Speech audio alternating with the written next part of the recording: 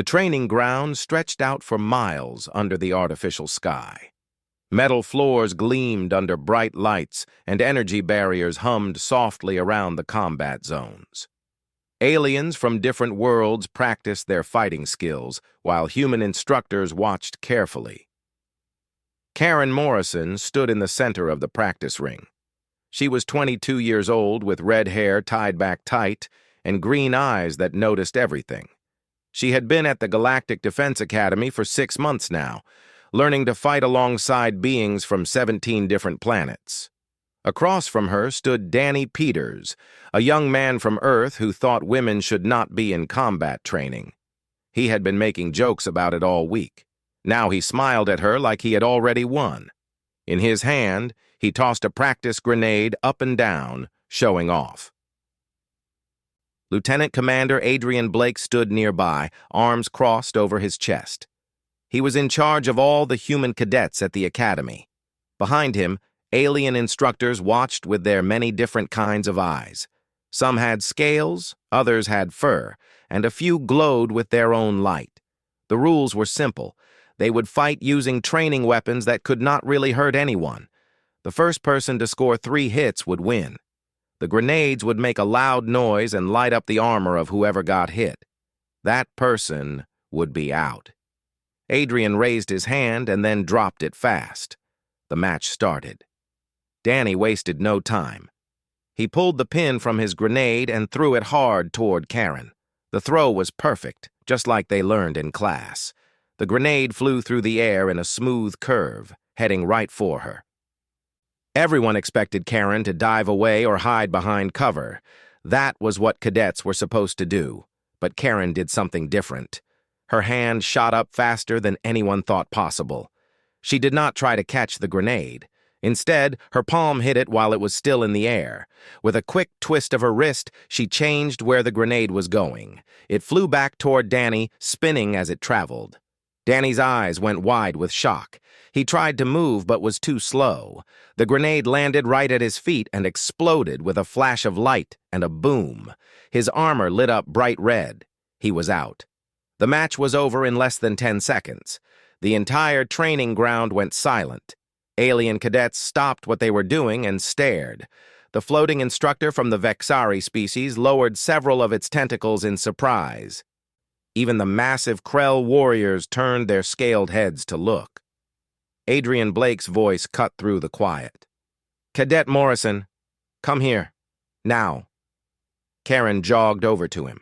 Her face showed nothing. She had expected this reaction. She stood straight with her hands at her sides, waiting. Adrian looked at her for a long time before speaking. "That move you just did. Where did you learn it?" "Earth, sir. I played baseball for 8 years before I joined the academy." "Baseball," Adrian said the word slowly. Something that might have been pride showed on his face. "You just did something that usually needs robot parts or mind powers to accomplish." Around them, more and more cadets were gathering. A Krell warrior walked closer. Its blue scales caught the light as it moved. The alien spoke in a voice like rocks grinding together. The translator box on its chest turned the sounds into words everyone could understand. "How did the human do this? Our scans show her reaction time is faster than what humans should be able to do." Karen shrugged. "Practice, I guess. Back home we have a saying. See the ball? Hit the ball." The Vexari instructor floated over. Its body pulsed with different colors as it thought. "I have watched human cadets for 2 years. I have never seen this level of hand and eye working together. I want to see more tests." Adrian nodded slowly. "Agreed. But first, Cadet Morrison, you need to teach me exactly how you did that. I think the Galactic Defense Forces are about to learn something important about Earth sports." Danny walked over, rubbing the back of his neck. He looked embarrassed. "That was amazing. I am sorry about what I said before." "I was wrong." Karen held out her hand. "It's okay. No problem. Do you want to learn how to do it?" They shook hands. Neither of them saw the senior officers gathering above them in the observation deck. The officers were already sending secret messages to Fleet Command. Humanity had just shown another skill that no one knew about, and the galaxy was starting to pay attention. A Krell general watched from above. He turned to the officer next to him. "The humans continue to surprise us. They have been part of our community for only 3 years, but they keep showing new abilities." "This one was just playing a sport, General," the other officer said. "Perhaps," the general rumbled, "but what else can they do that we have not yet discovered? What other skills hide behind their games and play?"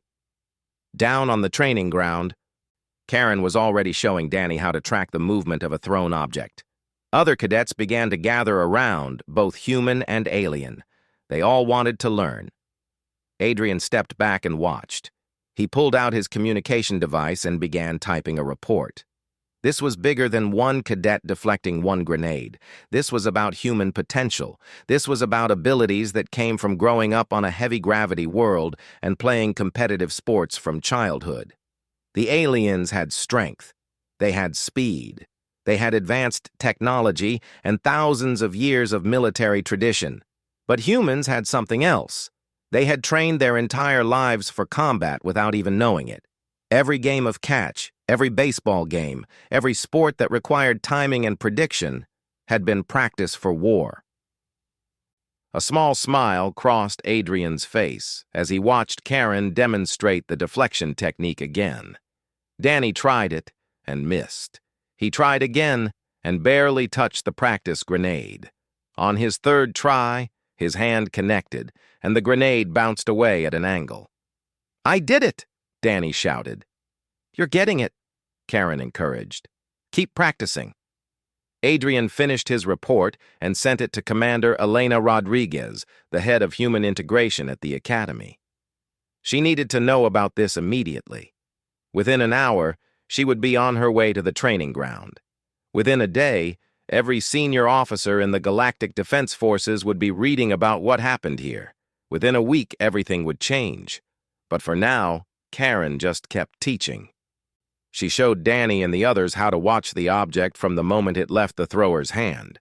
She taught them to calculate where it would be, not where it was. She explained how your brain could do the math faster than you could think about it if you just trusted your training. An alien cadet asked to try. Then another. Soon, Karen had a crowd of beings from 5 different species, all wanting to learn the technique that humans called hand-eye coordination. Adrian watched it all and knew he was seeing history being made.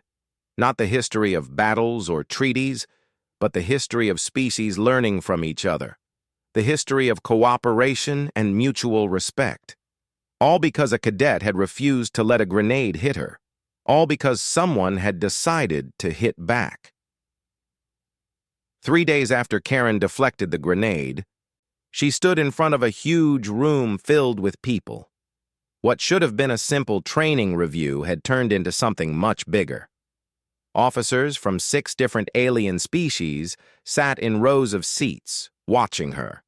Representatives from Galactic Defense Strategic Command were there too. Commander Elena Rodriguez stood next to a large screen on the wall. She was older than Karen, with gray in her dark hair and scars on her hands from old battles. She had fought in the wars when Earth first met the other species. She had helped prove that humans belonged in the galaxy. "Everyone," Elena said, her voice carrying through translator devices that turned her words into dozens of languages. "What you saw 3 days ago was not a lucky accident. Cadet Morrison, please show them." Karen stepped forward. Her heart beat fast, but her face stayed calm. Adrian stood 20 meters away holding a launcher loaded with practice grenades. When Elena nodded, he fired. The grenade flew through the air. Karen's hand moved in a blur. She hit the grenade with her palm and sent it flying into a marked target zone on the wall. The grenade exploded harmlessly against the reinforced metal. A Krell general stood up from his seat. He was huge, twice as tall as Karen, with scales like armor plates. His translator crackled as he spoke. "This is not possible. Our computers show the grenade moves faster than human brains can process. Explain this." Elena smiled. It is not about how fast we process information, General. It is about prediction and pattern recognition. Humans have spent thousands of years playing games that require split-second timing. Baseball, cricket, tennis, and many others. We train our brains from childhood to predict where an object will be, not just where it is right now. She touched the screen, and a hologram appeared showing images of a brain with different areas lighting up. When Cadet Morrison sees the grenade launch, her brain immediately calculates the arc, the speed, and where it will be. By the time her hand moves, she is not reacting to where the grenade is. She is moving to where it will be. A Vexari science officer pulsed with colors that meant doubt. Many species have better reflexes than humans. Why is this ability special to you? Lieutenant Kyle Sanders stepped forward. He was a specialist in biology and physics. Because we combine multiple factors together. Earth's gravity is higher than 70% of all spacefaring worlds. We evolved in that heavy environment. Our bones are dense, our muscles respond quickly, and our brains develop to handle fast movement under strong gravity. He brought up charts showing comparisons between species. Add to that our cultural love of sports and competition, and you get a species that has been training for combat without knowing it. Every child who plays catch is learning skills that apply to warfare. Adrian activated another display. This one showed footage from Earth. Children throwing balls, athletes making impossible catches, martial artists blocking strikes. We call it hand-eye coordination. Every human child develops it to some degree. Some, like Cadet Morrison, develop it to very high levels through years of practice. The Krell General made a sound like rocks tumbling. This one begins to understand. Humans turn their play into weapons. Not weapons, Elena corrected gently. We simply recognize that our games and our military needs overlap. The skills are the same. Should we continue the demonstration? For the next hour, Karen performed more and more difficult deflections. Adrian fired multiple grenades at the same time. She deflected them all. He fired from strange angles. She adapted. They even made her run through an obstacle course while deflecting incoming fire. She succeeded 83 times out of 100 attempts. By the end, the alien officers were talking excitedly among themselves in their own languages. Elena and Adrian looked at each other with knowing expressions. They had expected exactly this reaction. The Vexari science officer floated over to Karen. Cadet Morrison, would you be willing to train other humans in this technique? The defensive applications are significant. Karen looked at Elena, who nodded permission. Yes, sir. But I should tell you that most humans who grew up playing sports can learn this pretty quickly. It is not that special, it just takes practice. Just practice, the Vexari repeated. Its colors shifted to what might have been amusement. Humans always think their abilities are ordinary. This one finds it refreshing.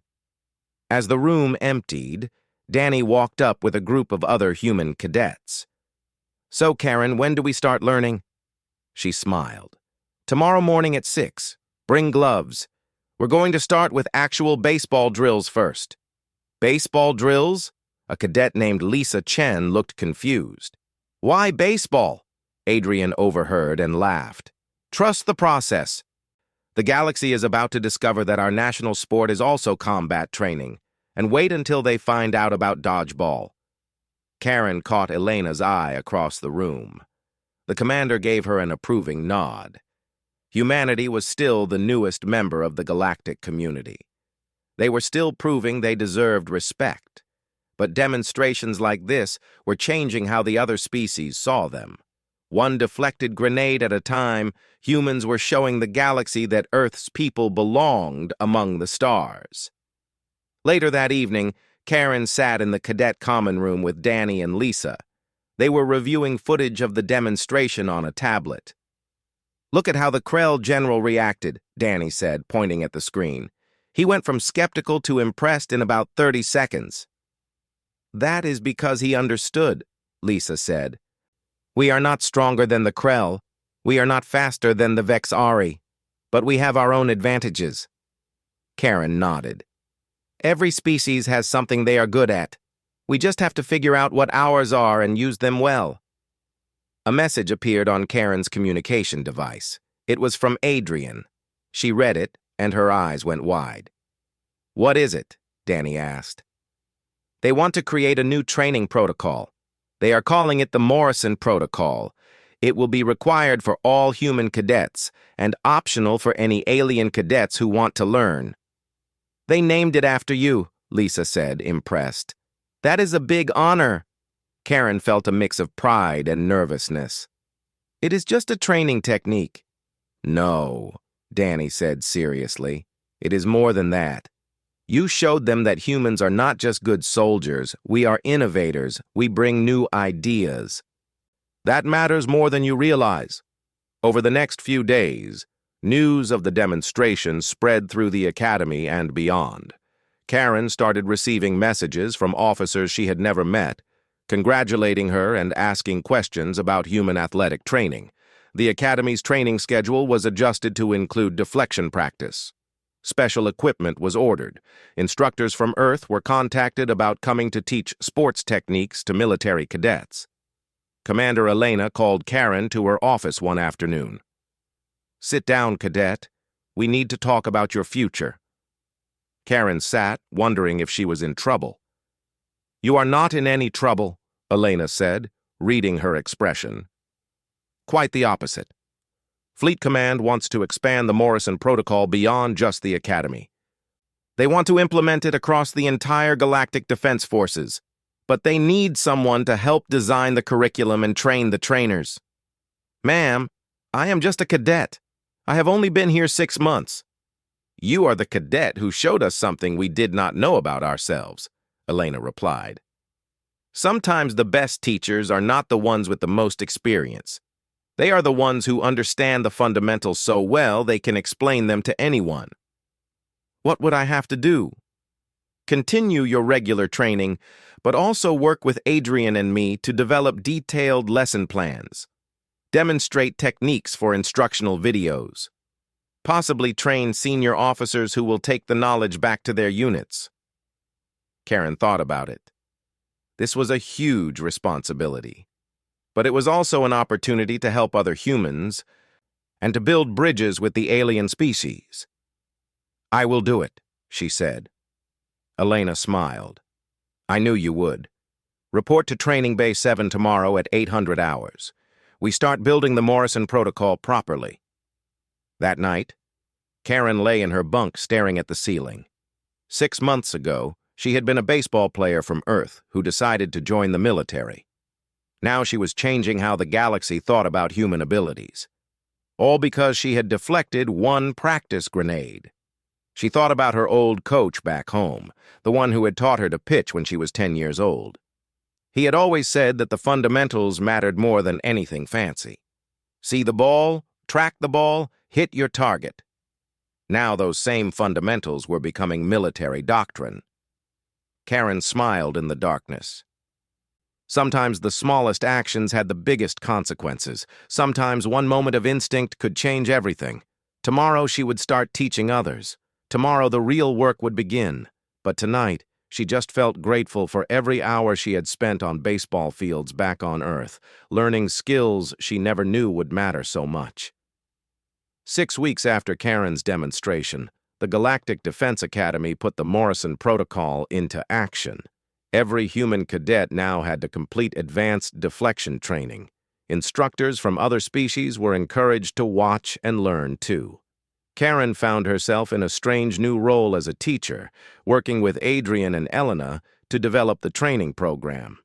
The practice grounds had been changed with new equipment, launchers of different power levels, holographic targeting systems, and even a special chamber that could change gravity to match different planets. On this morning, she stood before 40 human cadets and 12 alien observers. Among the observers was General Kraltok, the same Krell officer who had been so doubtful during her first demonstration. His massive body cast a long shadow across the training ground. "All right, everyone find a partner," Karen called out. "Today we start with basics, tracking exercises first." Danny, who had become her assistant, handed out practice balls to each pair. "Remember, this is not about catching the ball, it is about seeing where it will go and moving your hand to meet it there." Lisa Chen was working with a Krell cadet named Throck. The young warrior was much taller than her, with scales that shone blue in the sunlight. "Your people move differently than mine," Throck said through his translator. "Your joints bend and rotate more." "True," Lisa agreed, tossing the ball up and catching it. "But you have faster muscle response. Watch." She threw the ball at medium speed. Throck's massive hand shot out, not quite deflecting it, but making contact. The ball bounced away at an angle. "Better," Lisa encouraged. "You think too much about the motion. Let your body do it naturally." Across the field, Adrian worked with a group of Vexari cadets who had asked for special training. Their multiple arms gave them unique advantages, but they usually relied on energy weapons and shields rather than physical deflection. "The key is not to think too much," Adrian explained, launching a slow grenade toward one of the floating beings. "Your senses process information faster than ours. You should be able to do this easily." The Vexari extended an arm, but the timing was wrong. The grenade passed through empty space. "Again," Adrian said patiently. "Remember what Commander Rodriguez said. Predict where it will be, not where it is right now." Karen moved through the groups, offering help and encouragement. She stopped beside two human cadets who were having trouble. One was Ryan Mitchell, a quiet young man from the Pacific who was excellent at tactics but struggled with physical training. "Ryan, you are too tense," Karen observed. "Your brain is doing the math perfectly. I can see it in your eyes, but your body is fighting against you." "I know," Ryan said, frustrated. "I can see where the grenade will be. I just cannot get my hand there fast enough." "That is because you try to be too precise. Be aggressive instead. You are not catching it gently. You are hitting it away, like you are angry at it." Ryan nodded, setting his jaw with determination. His partner, a cadet named Sophie Brooks, launched another grenade. This time Ryan's hand shot out with force. His palm connected solidly with the projectile. It flew away toward the safety wall. His face lit up with surprise and joy. "I did it. Because you stopped being afraid of it," Karen said. "That is the secret nobody talks about. Deflection is as much about confidence as it is about technique." A noise drew her attention to the far side of the field. General Kraltalk had come down from the observation deck and was walking toward one of the launcher stations. Elena hurried over to meet him. "General, is there something we can help you with?" The massive Krell gestured toward the training grounds with one clawed hand. "This one wishes to understand directly. Permission to attempt deflection training." Elena blinked in surprise, then smiled. "Of course, General. Adrian, set up a drill for the General." Within minutes, Kraltalk stood in a training circle. His combat armor gleamed in the light. Adrian positioned himself at a launcher, looking nervous about firing even a practice grenade at a general officer. "Standard speed," Kraltalk ordered. "This one does not require special treatment." Adrian fired. The grenade flew toward the general. Kraltalk's hand moved with surprising speed for such a large being, but his timing was off. The grenade struck his chest armor and exploded harmlessly. The training ground went completely silent. Then Kraltalk's translator made a sound that could only be laughter. This one sees the difficulty now. The human cadet made it look simple. Again. For the next 20 minutes, the general practiced while every cadet and instructor watched. Slowly, his timing got better. He began making contact, then actual deflections, though they were rough compared to what Karen could do. Finally, He managed a clean deflection that sent the grenade back toward where it came from. The entire training ground erupted in cheers from humans and aliens alike. Kraltok walked over to Karen. He lowered his massive head in a sign of respect. Cadet Morrison, this one now understands. You show not superiority, but the results of dedication and proper training. These are qualities the Krell value highly. Thank you, sir, Karen said, standing at attention. This one will recommend that all Krell cadets undergo human athletic training, Kraltok continued. Perhaps we can teach you something of Krell combat techniques in exchange. Karen's eyes widened. Krell hand-to-hand combat was famous across the galaxy. It was a martial art refined over thousands of years. Sir, that would be an honor. As the general returned to the observation deck, Elena placed a hand on Karen's shoulder. You realize what just happened, do you not? You just made possible a cultural exchange that diplomats have been trying to arrange for 2 years. Karen watched the cadets continuing their drills. Humans and aliens working together, learning from each other. I just showed him a training drill. Ma'am. You showed him respect, Elena corrected. You treated his honest attempt to learn with the same patience you would show any cadet. That matters more than you know. The rest of the training session went smoothly, but something had changed. The alien observers were no longer just watching. They were participating, asking questions, trying the drills themselves. The Morrison Protocol had started as training just for humans, but it was becoming something bigger, a foundation for real cooperation between species. Over the following weeks, the protocol expanded. Krell instructors came to teach their combat forms to human cadets. Vexari shared their sensory integration techniques. Humans taught not just deflection, but also baseball, basketball, and even dodgeball. Karen found herself at the center of it all. She demonstrated techniques, answered questions, and worked with cadets from a dozen different worlds. Each species brought their own perspective, their own strengths and weaknesses. One evening, she sat with her team in the common room. Danny, Lisa, Ryan, Throck, and a Vexari named Vental had become close friends through the training. This one never expected to learn so much from humans, Throck said, carefully holding a baseball in his massive clawed hand. The Krell have always believed our way was best. Every species probably thinks that, Ryan said, but together, we are stronger than any of us alone. The Morrison Protocol has taught us more than deflection, Vental pulsed, its colors shifting thoughtfully. It has taught us to value what others can do. Karen looked around at her friends, beings from different worlds, with different abilities and perspectives, all learning from each other. This was what the galactic community was supposed to be about. We have evaluations next month, Lisa reminded everyone. Mixed species combat teams. This will be our chance to show what we have learned. Then we better keep practicing, Danny said with a grin. I want to see a Krell deflect a grenade in actual combat conditions. Throck's translator made that rumbling laugh sound.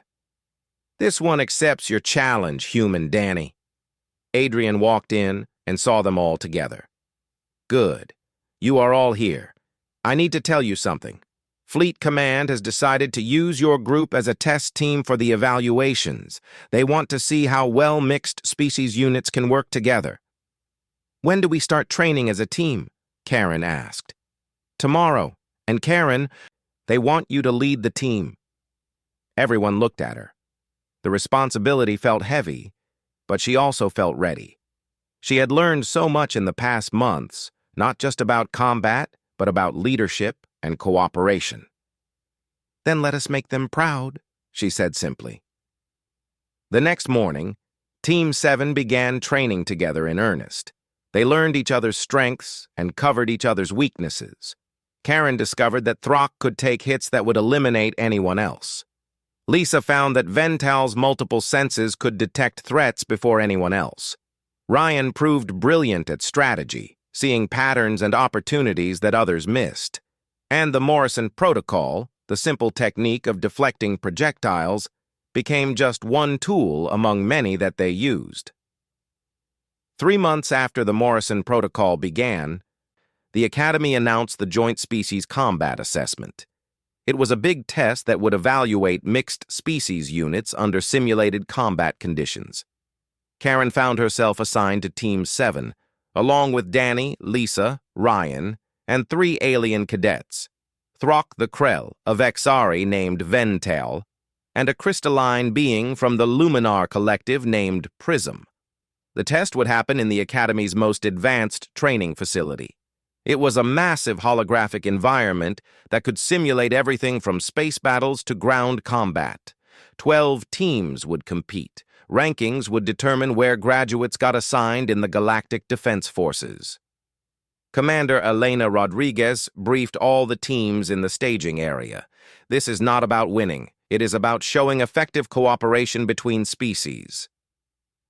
You will face scenarios designed to challenge each species' weaknesses and use their strengths. Communication and adaptation are everything.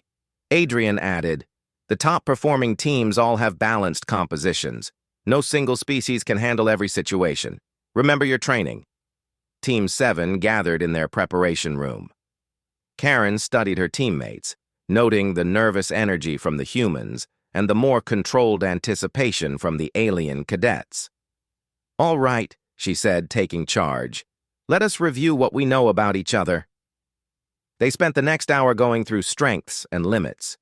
Throck had incredible physical strength and could take damage that would eliminate others, but he was slower in tight spaces. Vental could float and had superior sensory awareness, but was vulnerable to physical impacts. Prism could process tactical data faster than any of them, but was fragile and needed specific light conditions to function well.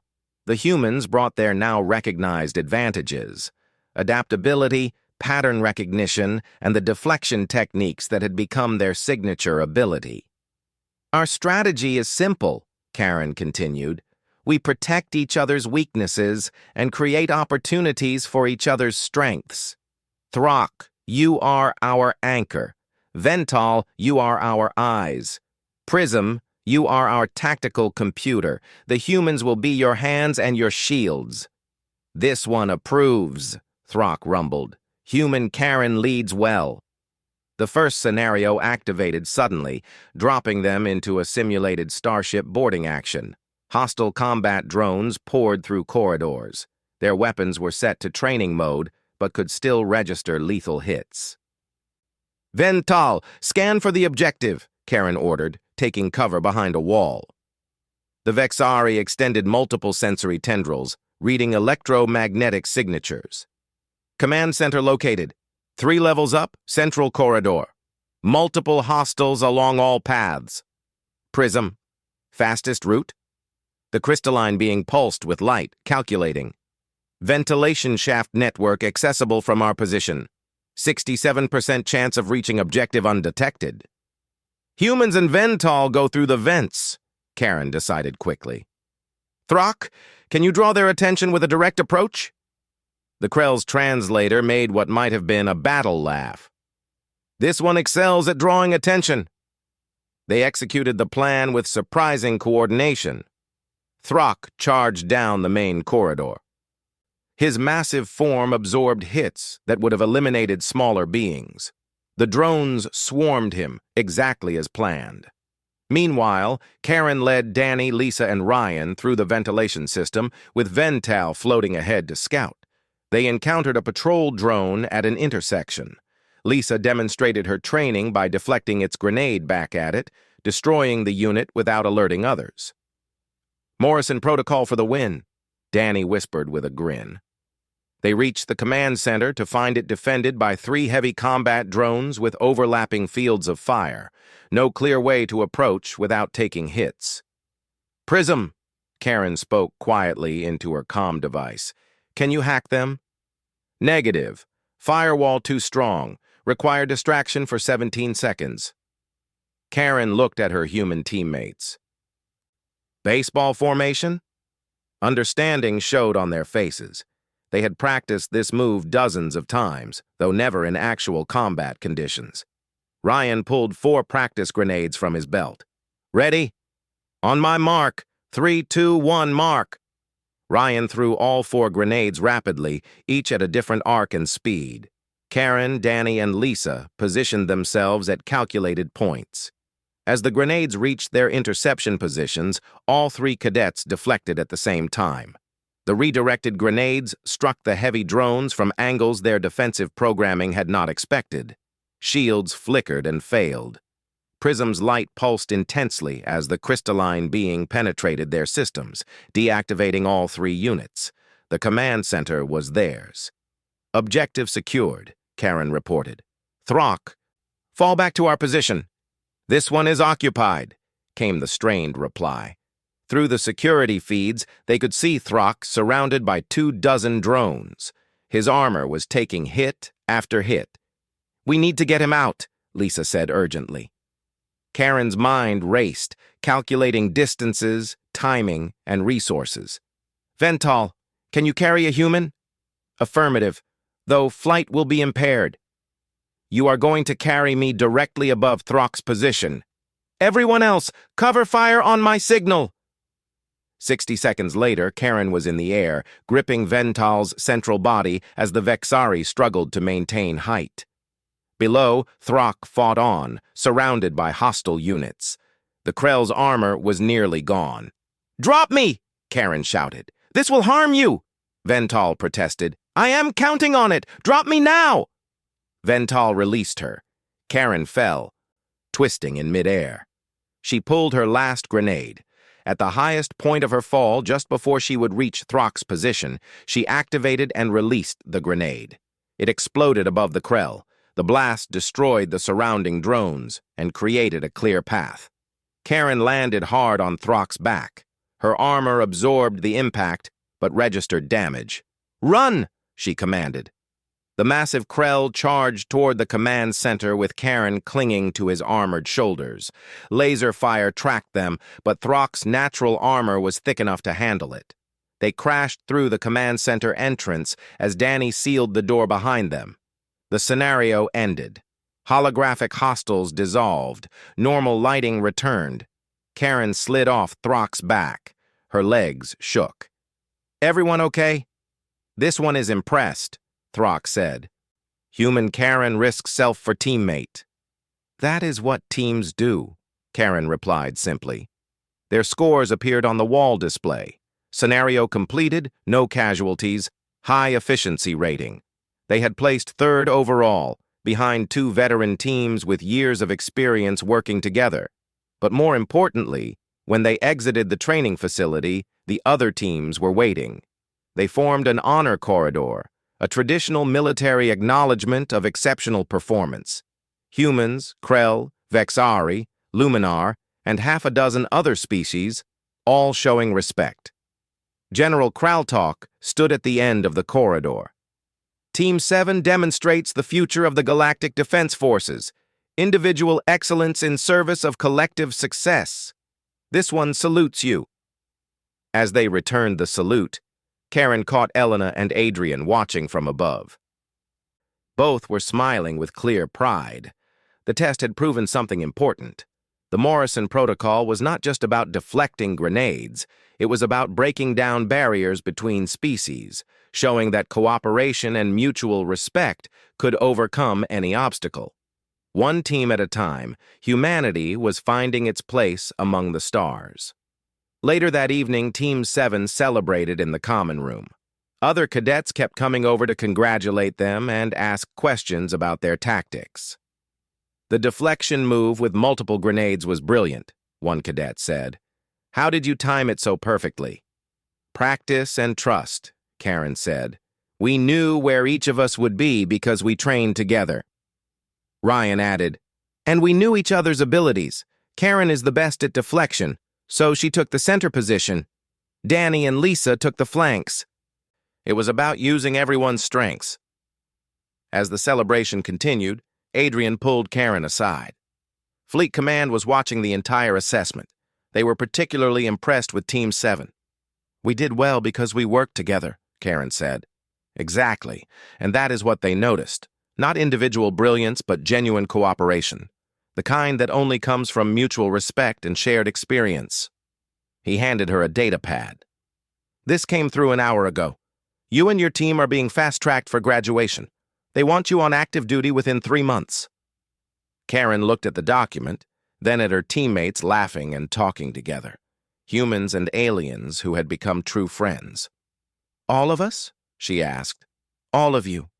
They are keeping Team 7 together as a unit. It is unusual. But your performance justified it. Karen felt pride and nervousness mixed together. Active duty meant real missions, real danger. But it also meant the chance to prove that their way of working together could make a real difference. We will be ready, she said with confidence. 1 year later, Karen Morrison stood on the bridge of the GDF Sentinel, a heavy cruiser assigned to border patrol along the contested frontier. She wore the rank insignia of a junior tactical officer, having graduated from the academy with honors. Around her, the bridge crew worked with the efficient precision of a well-trained unit. Danny Peters sat at the weapons console, his fingers moving over holographic controls. Lisa Chen monitored defensive systems from her station. Ryan Mitchell, who had overcome his early struggles to become one of the Academy's top strategists, served as junior navigation officer. Their commanding officer was Commander Elena Rodriguez, who had requested them specifically for her crew. She sat in the captain's chair, reading sensor reports with calm focus. "Contact," announced Vental from the sensor station. The Vexari had also been assigned to the Sentinel, along with Throck, who served with the ship's Marines. "Unknown vessel approaching at high velocity. No response to our signals." Elena's expression tightened. "Battle stations. Karen, tactical analysis." Karen pulled up the sensor data. Her trained mind processed patterns and trajectories. "Single ship, frigate class. Configuration matches pirate raiders we have been tracking. They are launching fighters." "How many?" 8 so far." "Wait, 12, 16. They keep coming." "They are trying to overwhelm us with numbers," Elena said. "Conventional defensive fire will not stop them all." Karen watched the fighter formations approaching, calculating attack vectors and intercept points. Something clicked in her mind, a connection between old training and new application. "Ma'am, request permission to implement modified Morrison protocol." Elena turned to look at her. "Explain." "Our point defense drones. They are designed to intercept incoming missiles with precise fire. But what if we do not wait for them to get close? What if we launch the drones on intercept trajectories and use them like kinetic projectiles, then detonate them at calculated points to create a deflection field?" Danny looked over from weapons. "Like using the shock waves to knock the fighters off course?" "Exactly. We do not need to destroy them all. Just disrupt their formation enough that our main weapons can target them effectively." Elena considered for 3 seconds. "Do it. Ryan, calculate optimal detonation points. Lisa, prepare to redirect shield power to forward weapons once the formation breaks." Karen's hands flew over her console, programming the defense drones with new parameters. "Launching in 3, 2, 1. Mark." 20 defense drones shot from the Sentinel's launch tubes. Each followed precisely calculated trajectories. Karen watched their telemetry with the same focused intensity she had once used to track grenades in training. "Detonating sequence in 5 seconds. The drones exploded in a coordinated pattern, creating overlapping shock waves that struck the pirate fighter formation. Fighters tumbled, collided, and scattered. Their tight attack formation dissolved into chaos. "Now!" Elena commanded. The Sentinel's main weapons opened fire, targeting the disorganized fighters with devastating accuracy. Within 30 seconds, half the enemy fighters were destroyed or disabled. The survivors broke off, retreating toward their mother ship. "Frigate is turning away," Vental reported. "They are jumping to hyperspace." "Let them go," Elena ordered. I want them to tell others what happened here." As the adrenaline faded, the bridge crew allowed themselves to breathe. Danny let out a low whistle. "That was brilliant, Karen." "That was Morrison protocol applied at scale," Elena corrected, pride clear in her voice. "The Academy is going to want a full report on this engagement. Karen, you just wrote a new chapter in Defensive Tactics Doctrine." Later, in the officers' mess, Team 7 gathered to celebrate their first real combat victory. Throck had brought traditional Krell fermented beverages, which the humans approached with cautious curiosity. "To Team 7, Lisa raised her glass. "From training ground to combat zone. To human creativity," Throck added. "This one is honored to serve alongside you." "To learning from each other," Vental pulsed in agreement. Karen looked around at her friends and teammates, beings from different worlds brought together by shared purpose and mutual respect. A year ago, she had deflected a single training grenade. Today, that same principle had saved their ship and crew. The communications panel made a sound. Elena appeared on the screen. "Karen, I need you in my ready room.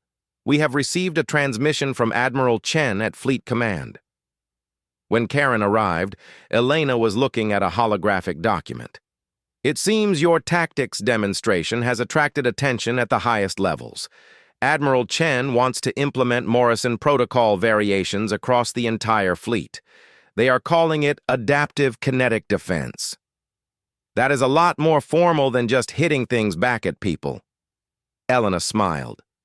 Military bureaucracy loves formal names, but here is the interesting part. They want to establish a new training facility focused on cross-species tactical innovation, a place where humans and aliens can develop new approaches together, combining different perspectives and abilities. That sounds amazing. They want you to help design the curriculum. Elena pulled up a star chart showing a space station under construction. The facility will be called Morrison Station, in honor of the Cadet, whose training exercise started this whole movement. Karen felt her face get hot. "Ma'am, I just deflected a grenade. I did not mean to start a movement." "That is exactly why you are the right person for this," Elena replied. "You never sought recognition. You just showed what was possible when someone refuses to accept limits. That training grenade you deflected? It did not just change your career, Karen. It changed how the entire galaxy thinks about cooperation and innovation." Through the window, stars stretched into infinity. Somewhere out there, alien cadets were learning human sports. Human cadets were studying alien martial arts.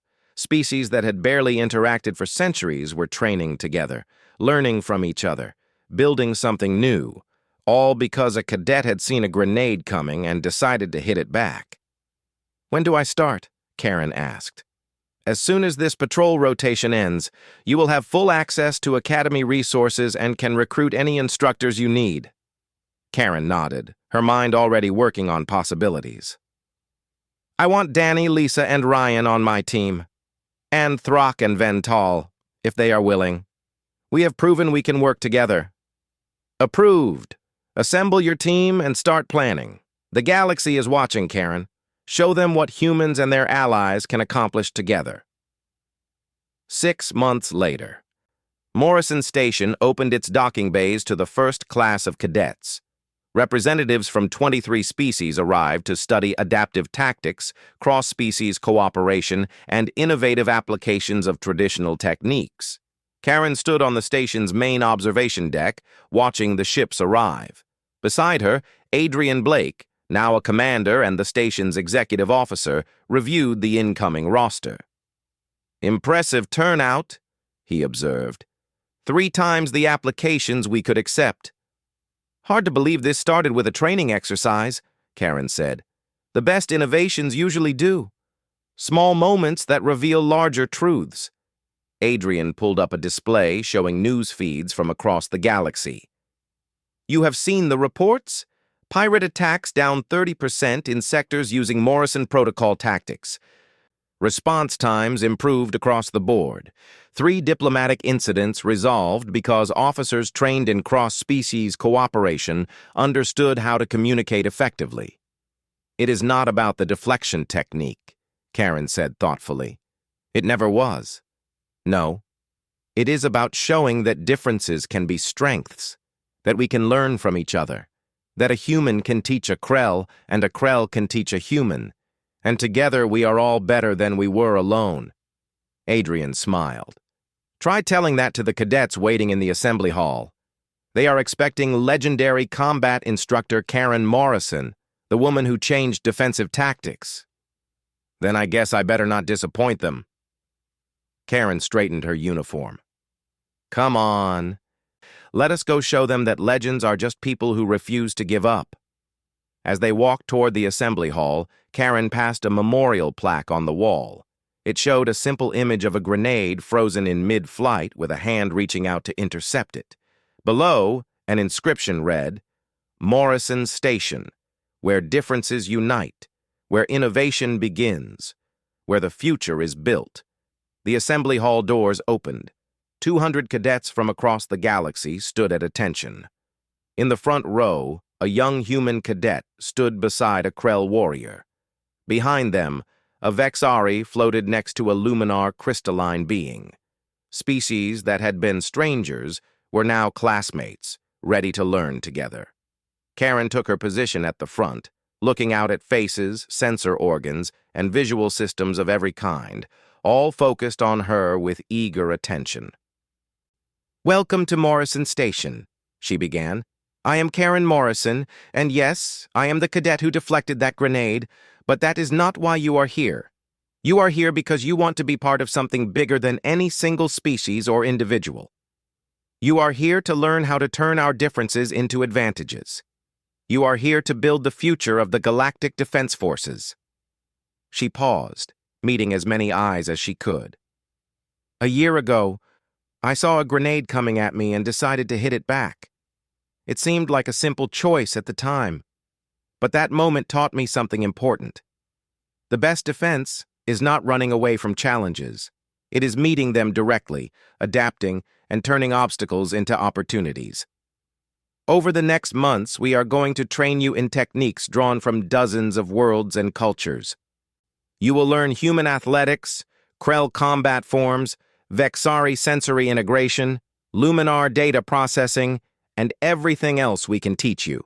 But more importantly, you will learn to work together, to respect each other's abilities, and to create something new from our combined strengths. You are the future. Not because you are the best fighters or the smartest tacticians, but because you represent what we can accomplish when we choose cooperation over competition, understanding over fear, innovation over tradition. Karen smiled, remembering that day on the training ground that had changed everything. Now, let us get to work. Everyone find a partner from a different species and head to the training grounds. Today we start with the basics. We are going to play catch. As the cadets filed out, excited talk filling the hall in a dozen languages, Karen caught Adrian's amused look. Play catch? He said. That is your big opening lesson? That is how it started for me, Karen replied. See the ball, hit the ball, everything else builds from there. Through the station's windows, the galaxy turned in silent majesty. Somewhere out there, threats still waited in the darkness between stars. Pirates, rogue states, and unknown dangers.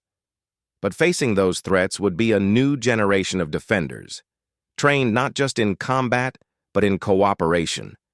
Beings from 100 worlds working together, protecting each other, learning from each other. All because a cadet had refused to accept that a grenade could not be stopped. All because someone had decided to hit back. The Morrison Protocol had started as a training technique, but it had become something more, a philosophy, a way of thinking, a reminder that the greatest weapon in the galaxy was not technology or firepower. It was the willingness to stand together, to protect each other, and to turn every challenge into a chance to prove that cooperation was stronger than any force in the universe. Karen Morrison had deflected a training grenade and sent it back to where it came from. In doing so, she had changed the galaxy forever.